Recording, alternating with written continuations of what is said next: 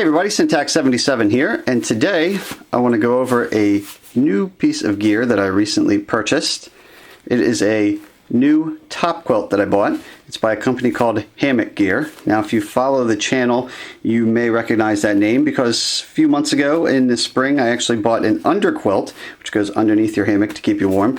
Whole nother subject, but I got an underquilt by Hammock gear as well, the Incubator 40 model, and I liked it so much, the level of quality and the performance and everything, that I actually went out and got a matching top quilt because I just really liked it. So today I'm going to show you this. We'll go over some of the specs. For those of you who've been looking to get one of these, you can get an up-close look at it. And for those of you who've never heard of it before, well, now you get to know what it is. First things first, let's weigh it while it's nice and contained. Alright, well, let's talk about specs too. Before I weigh mine, you can see on my little stat sheet from their website here, it's a cottage vendor, so they will work with you if you want to get custom and whatnot. And they also have all these standard, short, long, wide, short, wide, standard, wide, long. And like I said, if you want to email them and ask for something specific, I'm sure they'll work with you as well. But you see the standard here is 74 inches long, 50 inches wide, and it's 11.6 ounces with those specs. Mine, you'll see in a second, actually weighs a little bit more, and I'll explain why. But let's just weigh it real quick. Kitchen scale. This rounds to the nearest quarter ounce, but it should get the job done. 14.25 ounces. Now, I know from reloading on a more accurate reloading scale here that the stuff sack, which is included with it and made out of the same material as the hammock, the stuff sack weighs 0.4 ounces. So mine is actually a hair under 14 ounces, probably around 13.7, so it's 2 ounces more than the specs I just showed you. And why is that? Because I got a different fabric, but we'll get into all that in a second. Let's also talk about space. The bag that it comes with is pretty liberal. It gives it some space to breathe, and when I throw it in my pack, it'll squish down and items will squish around it. But if you really want to use your own stuff sack, I should say compression sack, go for it. You could certainly get this thing down, squish down even smaller in a compression sack, but this works pretty well for me. Not bad. Size wise, even expanded in this stuff sack. There it is next to a, what does this say, 20 ounce soda bottle. You can see that for reference, or to keep the lemonade theme going, next to a half-gallon lemonade. I just realized that my wife drinks a lot of lemonade. But anyway, there you go for size reference and weight. Should we get it out of here? I think we should. Take this off, pull it out of the way. You can see I got mine in camo. That probably shouldn't surprise you too much. All right. In fact, I got my incubator in camo as well. Slightly different. Now, the reason for that weight difference, let's get into that. When you go to the website, you can, I don't think I have a screen cap of it, but you select your type of fabric. Now pay attention when you do that. It's not just the colors, it's also the type of fabric. You'll see that the standard and what those weights go by on the website, all the weights on the website are by a standard Argon 67 is what they call it. And 67 simply means it's 0.67 ounces per square yard. That's what I got on the inside, was that standard Argon 67. It's very soft. On the outside, I got an Argon 90, which means it's 0.9 ounces per square yard. Upside of that, you know, the heavier weight stuff is going to be more resilient, you could say. Less prone to tearing and stuff. I wish I could tell you that I was actually being that strategic, but honestly, it's just because this Woodland camo print only came in Argon 90, and it was worth the 2 ounces to me. Hey, as nuts as I am about weight, sometimes I just do stuff because it's cool. So I got that. Now, really, honestly, if I was going to have a heavier grade fabric on either side, the outside does make more sense. Might get a little more abrasion, so that's fine. And the whole thing still weighs under 14 ounces, so I'm okay with that. As a matter of fact, my underquilt, you'll notice, is actually a multicam, slightly different, and this is an Epsilon 1.5. It's way heavier than this that I got on that, but it will also be way more abrasion resistant, theoretically, which is kind of cool because it's on the outside of my hammock.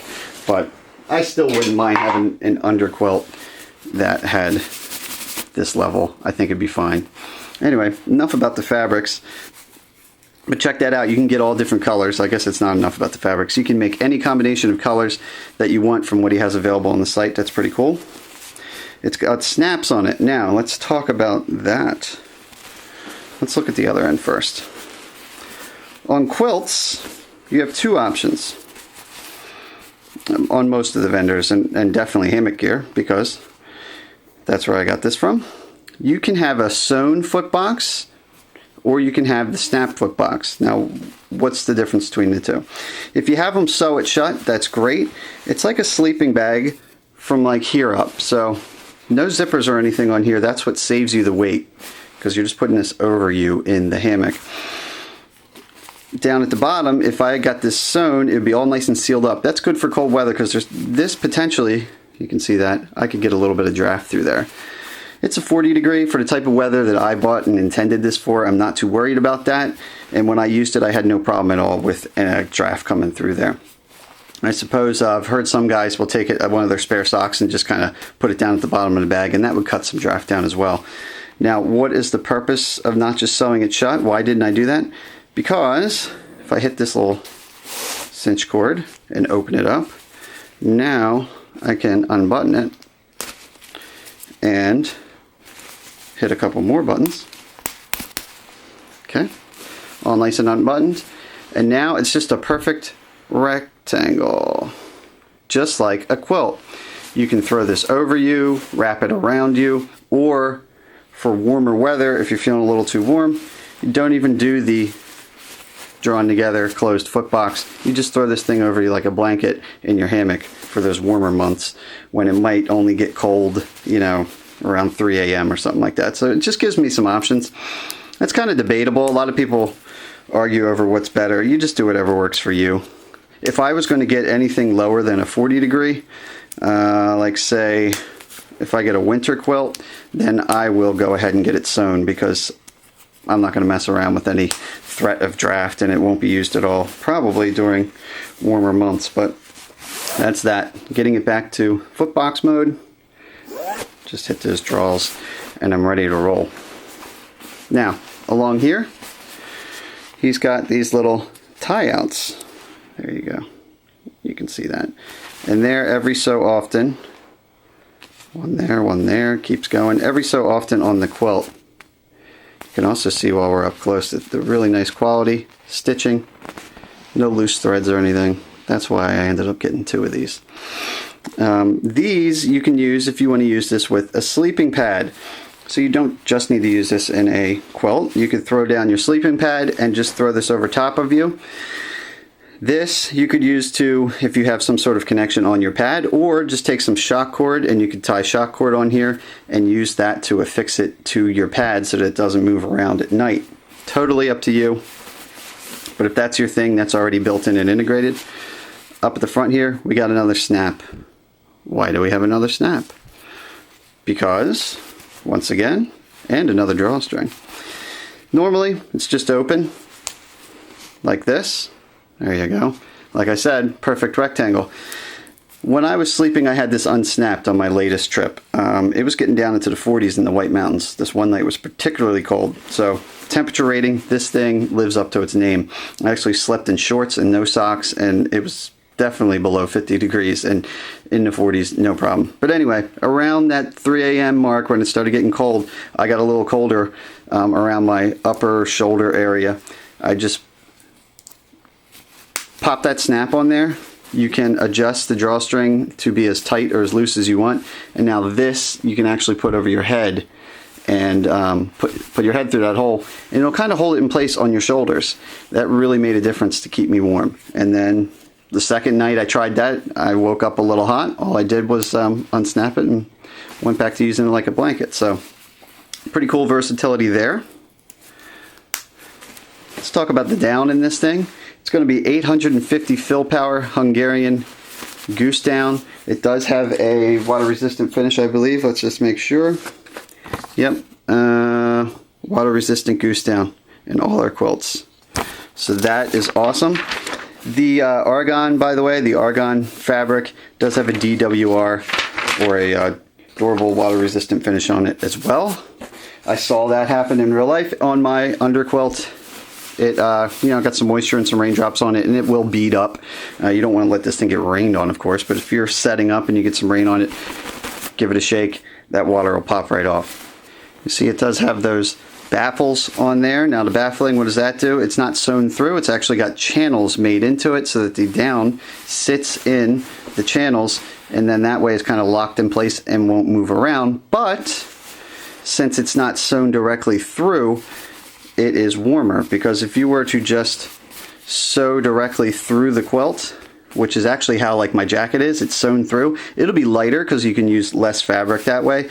But if you sew directly through and you get this area where there's zero space there, you'll get cold zones where some air and coldness can get through.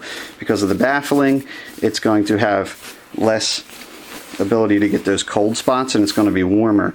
There is one model that doesn't do that. The Burrow 50 is even lighter weight than this, but it's a sewn through construction, so you don't want to take it down, or I should say you wouldn't be able to take it down as far as this one, but it would be lighter. There's also a Burrow 20 and a Burrow 0. Both of those are baffled as well. How about we pull the table out of the way, throw a pad down. This way you can get a little bit longer shot on it, and also kind of see an example of how it fills out on a sleeping pad. Yeah, it's almost pretty much in frame. Now, for those of you not familiar with the quilt world, I didn't really get into it, but when I was talking about the neck thing, you're probably like, wait, there's no hood on it? No, that's another weight saving thing, is there's no mummy hood that you may be used to seeing. So that's just something to get used to. I usually just wear like I always wear like a really ultralight kind of ski cap type thing, like a polar fleece kind of hat when I sleep anyway. So I never really have a problem with a cold head. So that's just my solution to that. If you're bringing a hat with you anyway, I usually sleep in that, and then you're good. And this actually brings us to a key design element of top quilts. And basically the thinking is, since down is rendered pretty much ineffectual when you lay on it via compression, hence the whole reason for the sleep pad underneath here, the thinking is, let's take all of the material and just concentrate it on the sides and top of the person trying to get some nice warm sleep. Add in the fact that there's no zippers, plus ditch the hood, and when all that comes together, you've got a drastically lighter system compared to a traditional mummy bag. So there you have it. I'm really happy with this so far. Again, it's just been one trip, but you know, stay tuned. We'll see this for my 3-season trips. I'm sure it'll be showing up again. This is the Burrow 40 top quilt. I'm Syntax77. Have fun out there.